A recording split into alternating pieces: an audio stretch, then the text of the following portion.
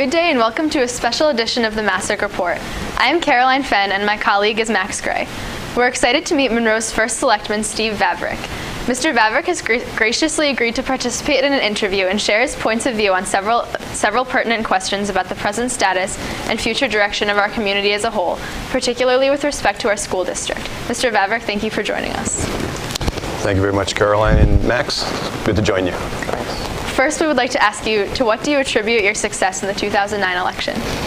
Well, I'd like to think it was hard work and getting out there and talking to the people individually, one-on-one and in small groups. But I also hope it was because my 20-year involvement in the community, whether it's been in the JCs or the Rotary or Town Council Vice Chair, Board of Finance, AYSO Regional Commissioner, a variety of different things my family and I have done in the past in the community. Both my daughters, Jen graduated in 2006 and Jess graduated in 2007. So I got to meet a lot of great people during those years also. You were elected this November to confront many challenges.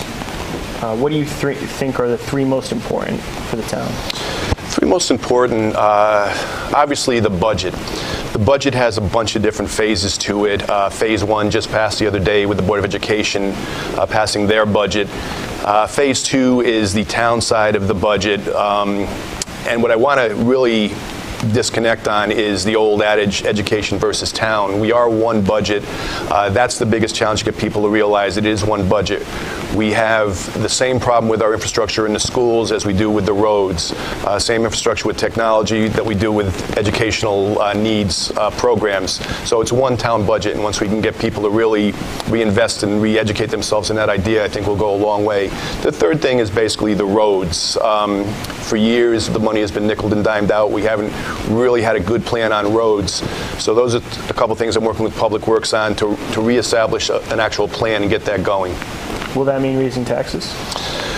We'd like to think not, but in this time of a lack of revenue and a lack of projected revenue, we've got to look at creative ways. But the bottom line is, the last few years, we have not stuck to a plan on conservation and development. We have not stuck on a plan with roads, and we need to look on rebuilding our Economic Development Commission also. So as far as if it will raise taxes, it will increase the benefits that we give for our tax dollar. We have to really look at how we can be creative with that. To relate to you're talking about the infrastructure, what do you think we can do to address the fact that Monroe's infrastructure is less than conducive for commercial development? Well, that's something that we've been working hard on. The Economic Development Commission just met for the first time since the new election, the new slate of candidates, and they met for over 3 hours to try to reformulate how they do things. They're working better with the Chamber of Commerce, and I kind of, when I heard about this question originally, the town has been built without sewers for years. Businesses have come in. What we've really got to do is make it more business friendly so they'll stay here. And where sewers might be a viable option, we have to plan around that. We have to try to keep businesses in town the best possible way we can and attract new businesses. There are towns across the country that don't have sewers and are successful. We have to build off those models. And in a month and a half, I can tell you that we have worked very hard with EDC and Chamber to make things happen. Considering the many needs of Monroe, how do you see your role, as far as meeting the demands of education and its budget? Well, the one thing I did yesterday is, well, first of all, you have to be an advocate for the whole system, education, town. You have to be an advocate. As I met with the Parents' Council this morning, actually be a cheerleader to get out and work within the town, get out to all the community groups, let it be known, here are our needs. Again, I said before, reinvest, re-educate, and get involved in the community. As you are sitting here and learning the trade of being commentators, get involved in various youth clubs, get involved with your Rotary, interact in different things that I know you do. I know you're the liaison for the Board of Education. Caroline, I'm sure you do a lot of great things in the community also. If not, I'm calling you out, kid. But the bottom line is we've got to really reinvest in what we're doing.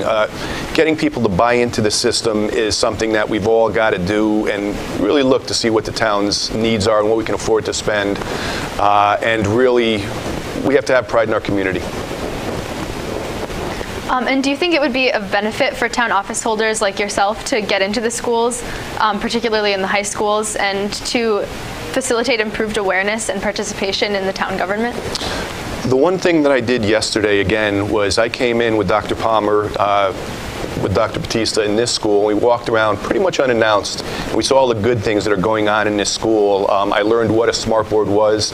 I learned how important it is to have a coordinated effort with your computers and how they work with different languages and different things. I went into the architectural drafting class and saw them building robots. I went across the hall and saw that they were building computers. I went down the hall to the art department and saw how they were just doing some fabulous things with different cameras and different three-dimensional drawings and things like that. There's so many good things coming on with the school. Then I went to Jockey Hollow and saw the same type of thing in a younger age group and just saw how things were coordinated. And the one thing I saw was that each of these schools are actually little cities amongst themselves. Dr. Batista is like the mayor here, and the different principals are actually the mayors of their own little communities. And it's really vital to see how they interact with each other. It was really impressive to see how they react with each other and work as a team to get things done in the community. They're interacting with themselves all the time. Dr. Batista talks to the Jockey Hollow and Mr. Lazar at Chalk Hill, and now I'll be getting into the grade schools also. But I have asked all the elected officials to come out and see these things, and I'm trying to set up with Dr. Palmer tours for the elected officials just to see how important the things you do in this school are. Thank you very much for joining us. I want to ask you to look into the future for a minute, just before I let you go. We spoke very briefly about the budget before we started taping. Do you have a prediction of how many referendums it will take to pass this year's budget, or next year's budget, I guess? One. The reason I say one is because there are some adjustments that have to be made. The town Phase 2 part of the budget has not been announced yet. We are still in negotiation on different ways to collaborate and coordinate our services. And obviously in this age of less revenue and projected less revenue, we have to be creative, and I'm pretty confident that we can do that for the future of Monroe. Again, the reason I say one is because we've nickel and dimed over the year and cut things back as much as possible, and as much as you want to be fiscally responsible, you also have to realize that our roads are deteriorating, our technology that we've spent money on for years, there's nothing in the budget for that, so we really have to focus on what is important for the future of Monroe, and we have to do it together.